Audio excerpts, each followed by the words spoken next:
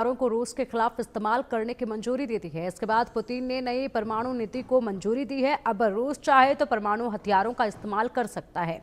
इससे जंग में अब परमाणु हथियारों के इस्तेमाल का खतरा बढ़ गया है। ऐसे में जानते हैं कि अगर परमाणु हमला हुआ तो फिर क्या होगा। यूक्रेन को बाइडेन की तरफ से दी गई ढिलाई और उसके बाद पुतिन की धमकी के बाद दुनिया में परमाणु बम के विस्फोट का खतरा बढ़ गया है। रूस जिस तरह से यूक्रेन के साथ युद्ध में उलझ गया है और यूक्रेन ने अब जिस तरह से लंबी दूरी की मिसाइलों को दागना शुरू कर दिया है, उससे साफ है कि जल्द ही रूस कहीं कोई परमाणु हमला न कर दे। रूस ने कई दिनों पहले अपनी परमाणु नीति में बदलाव का ऐलान किया था। नीति में जो बदलाव हुआ है उसके हिसाब से रूस के पास अब परमाणु हमला करने के सारे रास्ते खुल गए हैं।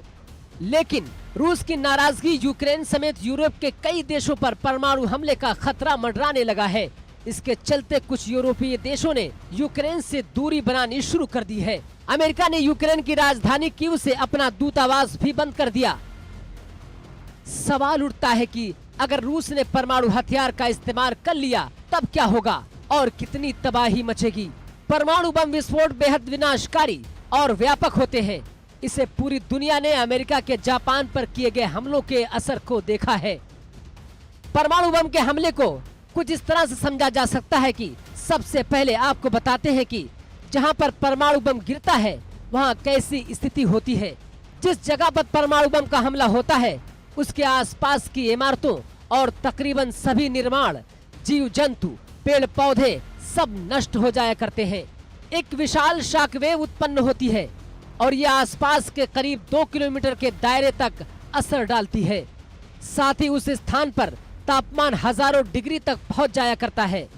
आसपास की सभी चीजें जलकर राख हो जाया करती हैं। भीषण गर्मी पैदा होती है। इसके साथ ही आसपास के कई किलोमीटर दूर तक के इलाकों में गंभीर रेडिएशन से तमाम तरह की बीमारियां पैदा होती हैं। रेडिएशन से कैंसर, डीएनए में बदलाव और गंभीर चोटें, अंग भंग और विकलांगता की बीमारियां हो जाया करती हैं।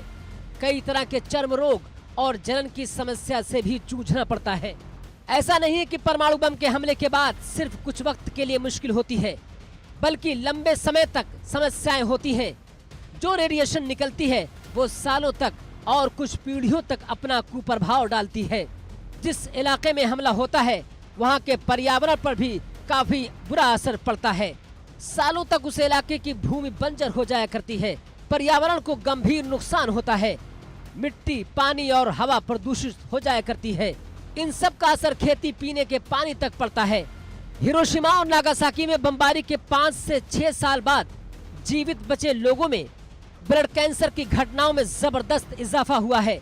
तकरीबन 1 दशक के बाद जिंदा बचे लोग सामान्य दर से अधिक दर पर थायराइड, स्तन, फेफड़े और अन्य कैंसर से पीड़ित होने लगे थे।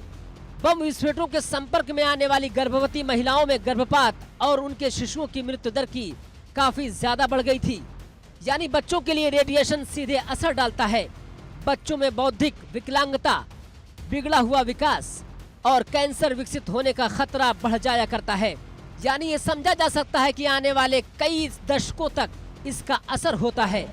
ऐसे में अगर रूस ने फिर परमाणु बम का इस्तेमाल किया तो मंजर भयानक होगा। Bureau report, India news. और